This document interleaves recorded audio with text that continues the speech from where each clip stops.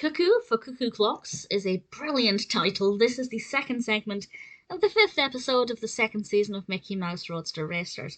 And in this episode, Cuckoo Loca's Cuckoo Clock is in a state of disrepair. It seems to be falling apart. So she flies off to try and get supplies to fix things.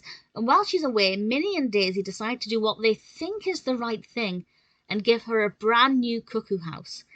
And when she comes back, she tries to feign happiness and gratitude, but eventually she has to admit that actually she would rather have had her old cuckoo house. Yes, it may have been falling apart, but there were sentimental reasons for it, and it was special to her, and it was more than just a cuckoo clock. And Minnie and Daisy kind of realise the error of their ways very quickly, that they should have asked first, and that's kind of the main message here. You should never do something with somebody else's belongings without asking them first. Their hearts were in the right places, they had really good intentions, as is often the case. But with this one, Cuckoo Loca really loved her cuckoo house and would rather have had it in a slightly dilapidated condition than for her to have something newfangled without that sentimental connection.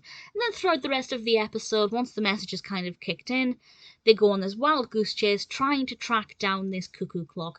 And obviously, it's not going to be easy to catch. It's all over the place. Just as soon as they think they've caught it, it drives off again in the back of a car or something. I'm not going to say exactly what happens to it, but obviously as soon as they think they're close to it, it goes away again.